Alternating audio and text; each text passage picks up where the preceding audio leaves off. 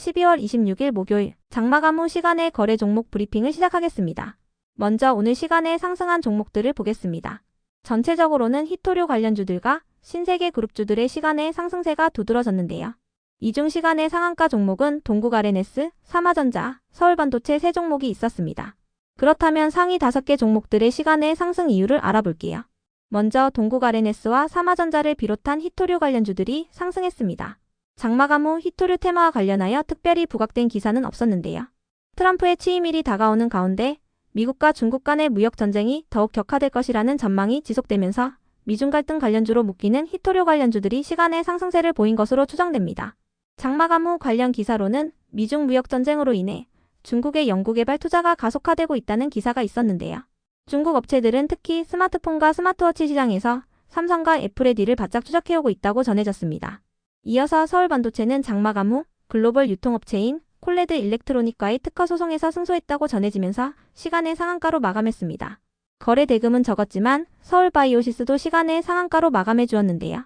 해당 기사에 따르면 독일 법원은 서울반도체의 LED 특허 기술 무효 소송에서 서울반도체에 손을 들어줬다고 전해졌어요. 법원은 특정 제품을 지목하기보다는 서울반도체의 특허 기술을 침해한 모든 제품에 판결 효력을 적용하도록 했는데요. 이에 따라 7년간 판매된 필립스 조명 전량을 회수하라는 판결을 내렸다고 전해졌습니다. 해당 기술은 가정용 및 차량용 조명 등에 사용되기 때문에 이번 판결은 관련 시장에 상당한 파급 효과를 미칠 것으로 전망되고 있습니다. 이 같은 소식에 서울반도체와 서울반도체의 관계사인 서울바이오시스가 동반 상한가로 마감해 주었네요.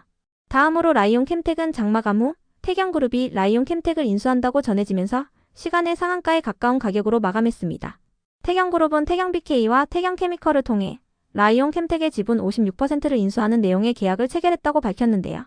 이번 계약을 통해 박혜원 외 파리는 라이온캠텍의 주식 1995만 주를 양도하게 되며 태경BK가 1230만 주, 태경케미컬이 765만 주를 보유하게 됩니다. 총 양수도 금액은 1297억 원이며 양수 지분율은 각각 34%, 21%입니다. 한편 CQ센이 시간에 상승할 만한 호재나 공시는 파악되지 않았는데요.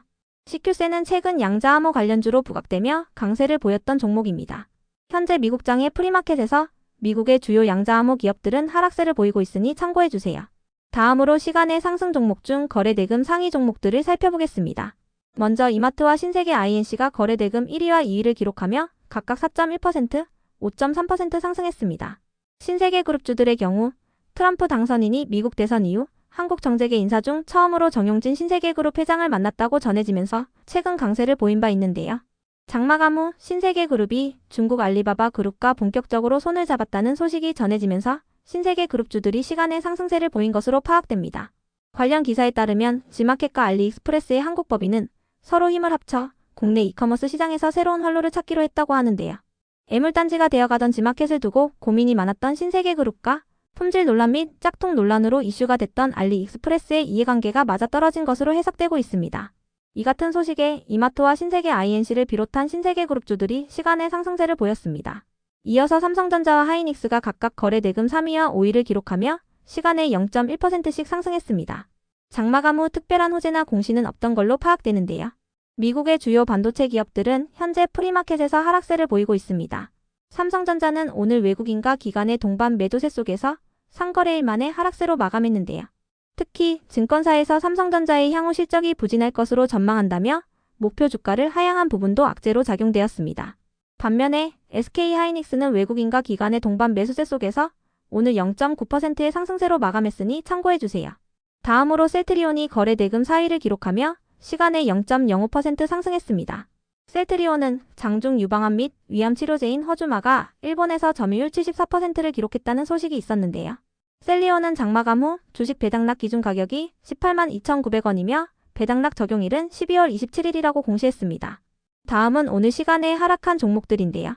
전체적으로는 오징어 게임 관련주들의 약세가 두드러졌으며 이 중 시간의 하한가 종목은 아티스트 스튜디오 한 종목이 있었습니다. 그렇다면 상위 5개 종목들의 시간의 하락 이유를 알아볼게요. 먼저 아티스트 유나이티드와 아티스트 스튜디오, 위즈윅 스튜디오를 비롯한 오징어 게임 관련주들이 시간에 하락했습니다. 오징어 게임 관련주들이 시간에 일제히 하락하면서 오징어 게임 관련주들이 속해 있는 콘텐츠 테마가 전체적으로 하락세를 보였는데요. 오늘 오후 5시에 오징어 게임 시즌2가 공개되면서 관련주들이 재료 소멸의 길로 들어가는 모습입니다. 참고로 넷플릭스는 프리마켓에서 1%대까지 상승했다가 현재는 0.02%의 보합세를 보이고 있으니 참고해주세요. 다음으로 SG글로벌과 PM풍년을 비롯한 김동연 관련주들이 시간에 하락했습니다. 장마감 전후로 김동연 경기지사와 관련하여 특별한 소식은 없던 걸로 파악되는데요. 최근 김동연 경기지사는 만약 기회가 주어진다면 대선에 출마할 것인지에 대한 질문에 대해 만약에 기회가 주어진다면이라는 구절은 조금 거슬린다며 저는 기회를 만드는 사람이라고 답변한 바 있으니 참고해주세요. 다음으로 시간의 하락 종목 중 거래대금 상위 종목들을 살펴보겠습니다. 먼저 알테오젠이 가장 높은 거래대금을 동반하며 시간에 0.3% 하락했습니다. 장마감 후 특별한 악재나 공시는 없었는데요. 알테오젠은 오늘 고용량 아일리아에 대한 제형 특허 우선권을 출원했다고 밝혔으며 정관 일부 변경 등의 안건을 위해 개최했던 임시주주총회 결과를 공시한 바 있으니 참고해주세요. 이어서 클로봇이 거래대금 2위를 기록하며 시간에 1.2% 하락했습니다. 시간에 하락할 만한 악재나 공시는 없었는데요. 최근 조선소가 로봇 업계에서 새로운 시장으로 떠오르고 있다고 전해지면서 로봇 관련주들이 상승세를 보이고 있습니다. 특히 오픈 AI도 자체 휴머노이드 로봇을 개발하는 방안을 논의 중이라고 전해지면서 오늘 일부 로봇 관련주들이 상승세로 마감했는데요. 로봇 관련주 중에서도 클로봇은 10월 달에 신규 상장한 기업으로 현대차그룹의 로봇 전문 계열사인 보스턴 다이내믹스의 국내 파트너사로 알려져 있습니다. 클로봇은 화요일 날 21%의 급등세를 보였으며 오늘도 3%대의 상승세로 마감했으니 참고해주세요. 다음으로 아티스트 스튜디오와 아티스트 유나이티드가 각각 거래대금 3위와 4위를 기록하며 시간에 9.8%, 9.9%씩 하락했습니다. 오징어 게임 시즌2가 오늘 공개된 가운데 관련주들이 재료 소멸의 길로 들어서는 모습입니다. 이어서 유한양행이 거래대금 5위를 기록하며 시간에 0.5% 하락했습니다. 장마감 후 특별한 악재나 공시는 없었습니다. 끝으로 전일 시간의 등락률 탑5 종목들이 오늘 어떻게 되었는지 추적해보고 마치겠습니다.